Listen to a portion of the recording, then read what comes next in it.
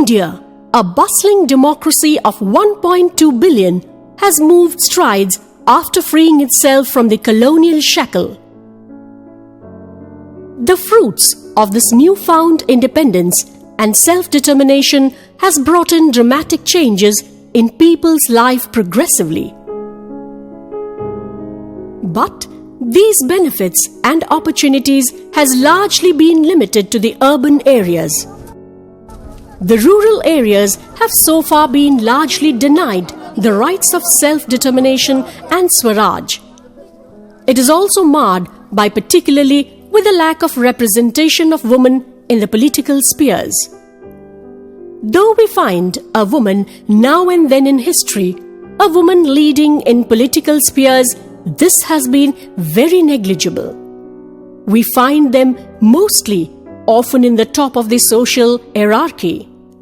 Hatshepsut, Catherine II, Joan of Arc, Tomyris, Queen Victoria and Margaret Thatcher are notable. In India, we had Rani Lakshmi Bai, Rani Durgabati, Begum Hazrat Mahal, Kittur Rani Chennamma, and in modern times, Vijay Lakshmi Pandit, Sarojini Naidu, Indira Gandhi, etc. In Orissa, notable leaders are Malati Chaudhary, Rama Devi, and Nandini Satpathy. But in the grassroots of the political sphere, especially in the rural scenario, women are often conspicuous by their absence. In the case of the above-mentioned notable personalities, their family and family background has been the driving factor for their political ascension.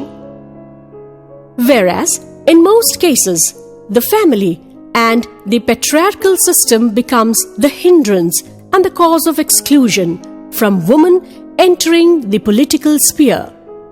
These trends are more pronounced in the rural scenario and in the families which are socio-economically and educationally less endowed.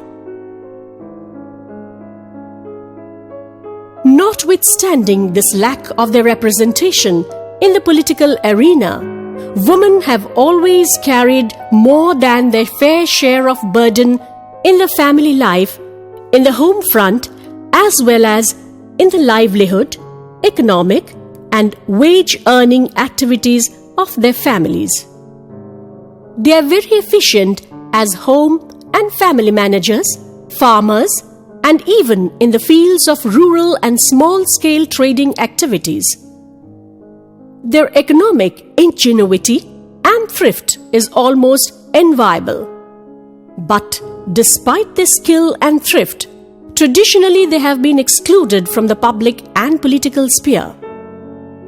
In the 18th century, in Europe, demand for political equality for women took root.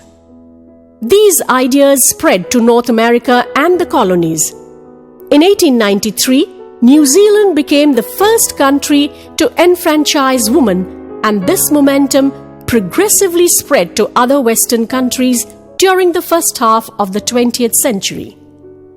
It is also notable that in India, from its inception in the 19th century, the Indian National Congress had included women as members.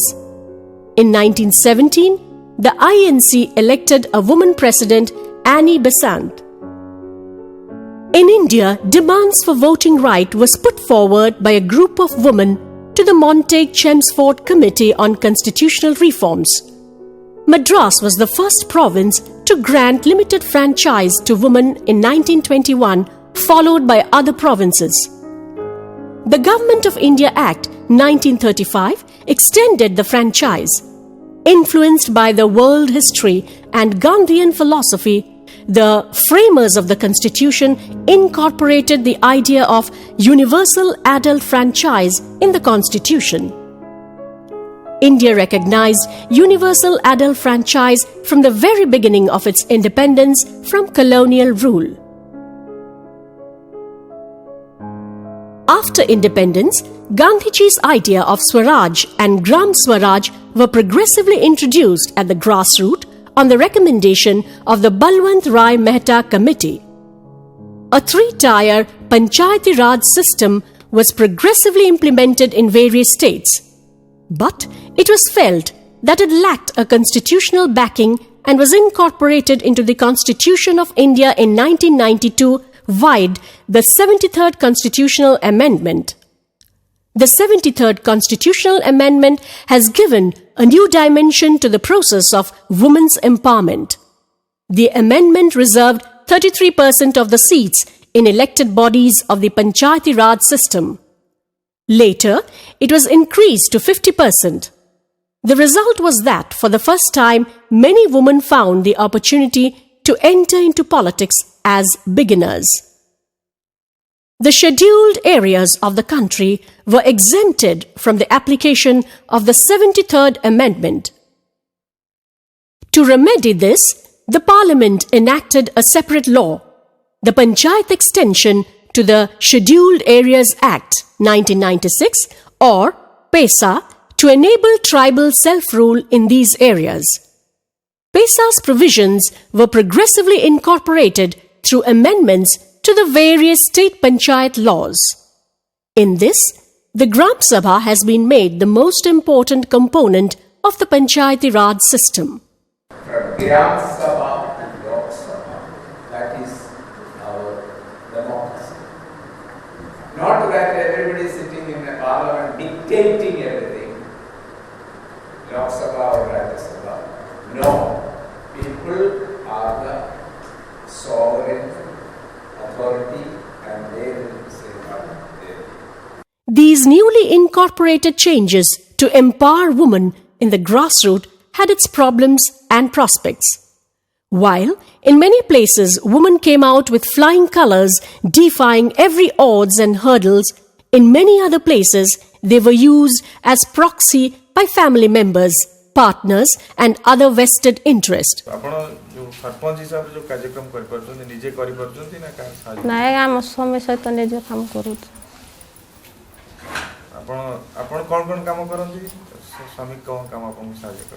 ଆପଣ ସେ କ'ଣ ରାସ୍ତା pasta ଆସିଲେ ତାଙ୍କ ଦୁଇ ମିଶିକି ଯିବୁ ସବୁବେଳେ ଦେଖିବୁ ତାପରେ କାମ କରିବୁ।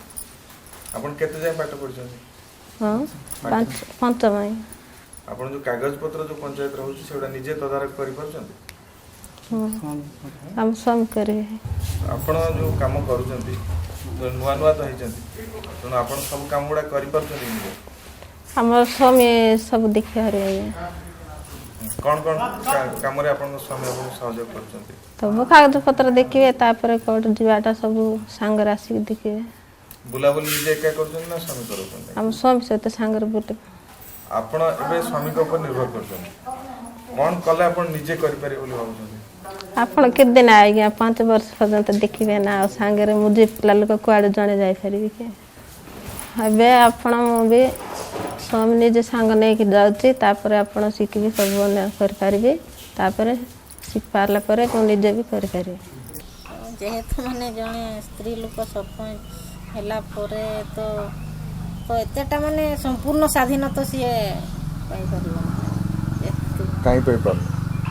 କାହିଁ ନହେଲେ ବି ମାନେ ତାଙ୍କ ହଜବେଣ୍ଡକୁ ନେଇକି ବି ସିଏ ଚାଲିବ, ସେ ସମ୍ପୂର୍ଣ୍ଣ ନୁହେଁ ନା, ସେ ସମ୍ପୂର୍ଣ୍ଣ ତା ଇଏରେ ଚାଲିବ ସେଇଟା ନୁହେଁ। ଜଣେ ମାନେ ସେମିତି ନିଜ ମାନେ ସମ୍ପୂର୍ଣ୍ଣ ସେ ସ୍ୱାଧୀନ ହେଇକି ଚାଲିପାରିବ ମାନେ ଦୁଇ ଜଣଙ୍କର। କିନ୍ତୁ ଓଲଟାଟା ଯେତେବେଳେ ହେଉଛି ସ୍ୱାମୀ ଯେତେବେଳେ ହେଉଛି ସରପଞ୍ଚ ତା କଥାରେ କ'ଣ ତା ସ୍ତ୍ରୀ ମୁଣ୍ଡ ପୁରଉଛି? ସେଇଟା ଟିକେ କୁହନ୍ତୁ।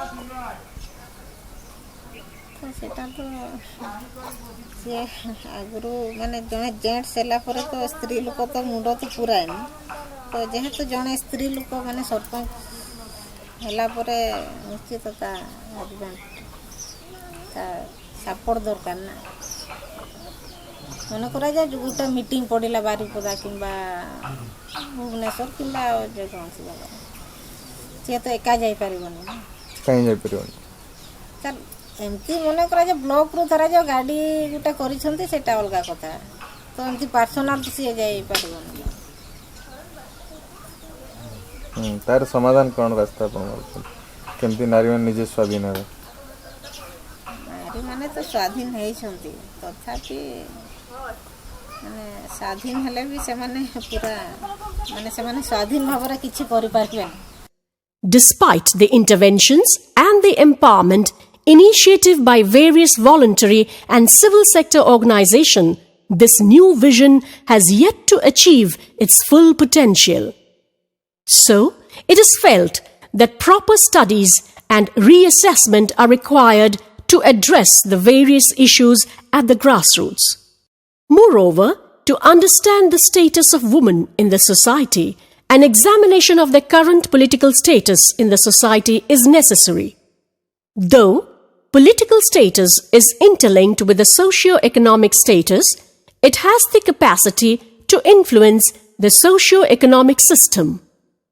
It has now been accepted that women's right to vote and to occupy political position is fundamental to a woman's status. Institute of Social Sciences, along with its partner VSO India, have currently made studies in various blocks of Odisha. This was focused on understanding the effectiveness of women leadership in the three-tier Panchayati Raj system and the participation of women in the electoral processes. For the purpose of this study, Institute of Social Science chose 5 blocks in 2 districts of Odisha. These 2 districts, namely Rayagada and Mayurbhanj, are 2 of the most backward districts of Odisha.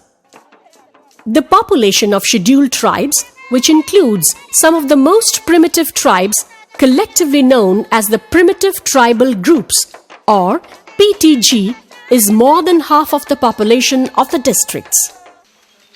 In both the districts, despite being endowed with abundant natural resources, poverty and illiteracy is rife.